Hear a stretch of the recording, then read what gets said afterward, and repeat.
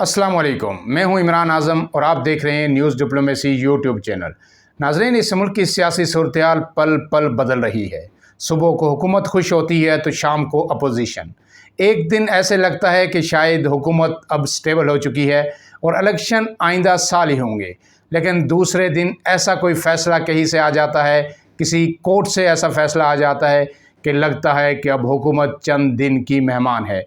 लेकिन एक बार फिर तीसरे दिन कहीं से सूरत-ए-हाल तब्दील होती है तो फिर हुकूमत के इख्तियार में रहने की उम्मीदें जाग जाती हैं। लेकिन इस सब के बावजूद इमरान खान डटे हुए हैं। उन्हें इस बात पर यकीन है कि हुकूमत को घर बेच कर ही दम लेंगे। इमरान खान हर दिन किसी न किसी कन्वेंशन से, किसी मीटिंग से, किसी वीडियो खिताब में हुकूमत के साथ साथ इस्टेब्लिशमेंट को भी आड़े हाथों ले रहे हैं। इससे पहले वो दबे अल्फाज में बातें करते थे, न्यूट्रल की बातें करते थे, लेकिन अब उनके बयानात में ज़्यादा शिद्दत आ रही है। कल भी इमरान खान ने रजीम चेंज के नाम से एक कन्वेंशन से खिताब किया, जिसका नाम ही ये बता रहा है कि इमरान खान के अज़ाइम क्या हैं। उसमें जहाँ इमरान खान ने खिताब किया और उन्होंने एक मरतबा फिर बराह रास्त इल्ज़ामात आयद किए, सिर्फ नाम नहीं लिया पाक फ़ौज के आला अफसरान का, इस्टेब्लिशमेंट के आला ओहदेदारान का, लेकिन बाकी उन्होंने कोई फ़र्क नहीं छोड़ा। उन्होंने एक बार फिर वाज़े तौर पर यह कहा कि उनकी हुकूमत को एक साजिश के ज़रिए ख़त्म किया गया, और जिन्होंने ख़त्म किया उन्हें मैंने बार बार बताया, अपने वज़ीर ख़ज़ाना के ज़रिए भी बताया कि अगर ऐसा करेंगे तो इस मुल्क में अनारकी फैलेगी, जिसकी मुतम्मिल इस मुल्क की मैशियत नहीं हो सकती। लेकिन उनकी बात नहीं सुनी गई। उसी कन्वेंशन से सीनियर तजियाकार अय्याज़ अमीर ने भी खिताब किया और उन्होंने तो बड़ी ही संगीन बातें की। उन्होंने जहां इमरान खान को आड़े हाथों लिया, वहीं इस्टेब्लिशमेंट पर भी खुलकर वार किए। उन्होंने इमरान खान को मुखातब करते हुए कहा कि इमरान खान साहब, ये जो कुछ आज मुल्क में हो रहा है इसके ज़िम्मेदार आप भी हैं। आपको इससे माफ़ नहीं किया जा सकता कि आप बिल्कुल बेगुनाह हैं। उन्होंने वाज़े तौर पर इमरान खान को कहा कि इस मुल्क में आर्मी चीफ़ की मुद्दत मुलाजमत में जो तोसी का कानून पास हुआ, उसे आपने पास करवाया। आपने आर्मी चीफ़ की मुद्दत मुलाजमत को 3 साल से 6 साल किया, और 6 साल ही नहीं, आपने तो उसे 7वां साल भी दे दिया। इसके ज़िम्मेदार आप हैं। इस बात पर इमरान खान बैठे रहे, मुस्कराते रहे और हाल तालियों से गूंजता रहा। उन्होंने बहुत सी और भी बातें की। उन्होंने DHS का भी हवाला दिया। वो ख़िताब उनका अब सोशल मीडिया पर वायरल हो चुका है। लेकिन अब इसके साथ इमरान खान कल यानी 2 तारीख को इस्लामाबाद के परेड गांव में एक बार फिर अपना एक बड़ा जलसा करने जा रहे हैं। इसमें कोई शक नहीं है कि ये जलसा बड़ा होगा, भरपूर होगा, क्योंकि जलसा करना अब इमरान खान के लिए पाकिस्तान के किसी भी कोने में मसला नहीं रहा। वो कराची से खैबर तक जहाँ भी निकलते हैं हज़ारों लोग उनके पीछे आ जाते हैं, और वो चंद घंटों की कॉल पे भी एक बड़ा जलसा कर सकते हैं, जिसने तमाम सियासी जमातों को अब नई मुश्किल में डाल दिया है।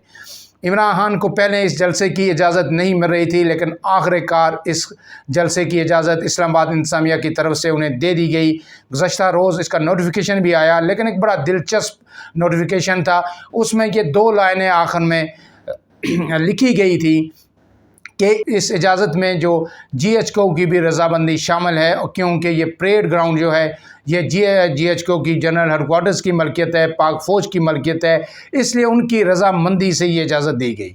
ताहम इस्लामाबाद इंतज़ामिया ने जो अपनी तरफ से उसमें ये लिखा कि तहरीक इंसाफ ने इस बात की यकीन दहानी कराई है कि जलसे के दौरान मुल्क के सिक्योरिटी अदारों के बारे में या हसास अदारों के बारे में या पाक फ़ौज के बारे में कोई नारेबाजी नहीं होगी। और उसके बाद जलसा ख़त्म होने के बाद कि तमाम शुरकाए जलसा पुरअमन तौर पर मुंतशिर हो जाएंगे।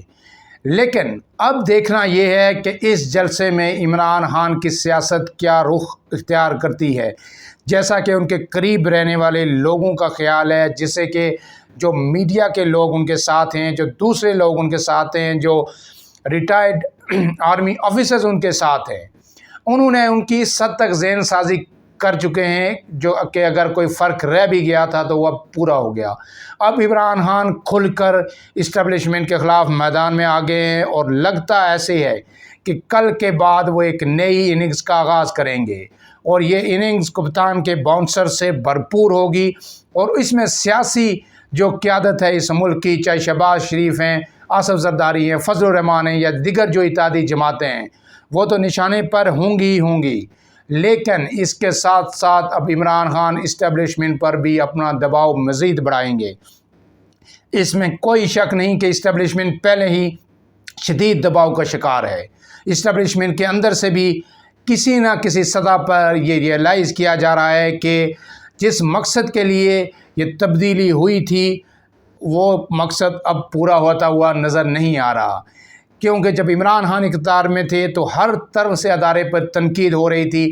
ادارے کو یہ کہا جا رہا تھا کہ آپ سلیکٹر ہیں، آپ نے ایک سلیکٹڈ کو لا کے بٹھایا، اس کے باوجود اس ملک کی معیشت سنبھل نہیں رہی، اس ملک کے غریب عوام کا جینا دوبھر ہو گیا ہے۔ لیکن اب جب کہ اتحادی جماعتوں نے مل کر عمران خان کی حکومت کو گرایا ہے، اس کے باوجود اس ملک کی معیشت نہیں سنبھل رہی۔ پٹرول کی قیمت 248 روپے فی لیٹر تک پہنچ چکی ہے اور گزشتہ 2 سے 2.5 ماہ میں 100 روپیہ فی لیٹر پٹرول اور ڈیزل کی قیمت میں اضافہ ہو چکا ہے۔ عمران خان کو اگر 10 روپے کی سمری جاتی تھی، وہ 5 روپے پٹرول مہنگا کرتے تو ہر طرف سے یہ آواز آتی تھی کہ یہ ڈرامے بازی ہے، یہ 10 کی سمری خود منگواتے ہیں اور 5 مہنگا کرتے ہیں۔ لیکن اب صورتحال یہ ہے کہ عوام کے لیے مڈل کلاس کیا، اپر مڈل کلاس کا جینا بھی دوبھر ہو چکا ہے۔ مہنگائی کا ایک سونامی ہے جو اس ملک میں اس وقت آ چکا ہے۔ عوام کے لیے 2 وقت کی روٹی عملاً مشکل ہو چکی ہے۔ 250 روپے لیٹر پٹرول کوئی بندہ افورڈ نہیں کر رہا، لوگوں نے پیدل چلنا شروع کر دیا ہے۔ ایسے میں دیکھنا یہ ہے کہ اگر IMF کا 2 ارب روپے کی قسط مل بھی جاتی ہے تو کیا یہ حکومت سنبھل پائے گی؟ کیا اس ملک کے عوام کو ریلیف ملے گا؟ کیونکہ مفتاح اسماعیل نے گزشتہ روز بھی کہا کہ ہم جتنا ریلیف دے سکتے تھے وہ دے دیا۔ عوام کے لیے تو پٹرول 250 روپے لیٹر کر دیا، لیکن جب بجٹ پاس ہوا تو وہیں پہ اسپیکر قومی اسمبلی اور چیئرمین سینٹ کی امرات میں اضافے کی بھی منظوری دی گئی۔ عوام یہ سب دیکھ رہے ہیں، عوام اب دیکھ رہے ہیں کہ اس ملک کے جو اعلیٰ عہدوں پہ بیٹھے لوگ ہیں وہ اپنی جیبیں کس طرح بھر رہے ہیں اور عوام کے ساتھ کیا ہو رہا ہے۔ ایسے میں اب اس ملک کے مقتدر اداروں کو سوچنا ہوگا کہ انہوں نے کیا کردار ادا کرنا ہے، کیا عوام پہ اسی طرح مہنگائی کا بوجھ لادنا ہے یا کوئی فیصلہ کن کردار ادا کرتے ہوئے اس ملک میں فوری طور پر صاف اور شفاف انتخابات کا انعقاد یقینی بنانا ہے تاکہ اس ملک کے اندر اسٹیبلٹی آئے، جس سے مہنگائی کا یہ بوجھ عوام پہ کم ہو، ڈالر اور معیشت مستحکم ہو۔ کل انشاءاللہ پھر ایک نئے ویلاگ کے ساتھ آپ کی خدمت میں حاضر ہوں گے۔ اجازت دیجیے، اللہ حافظ۔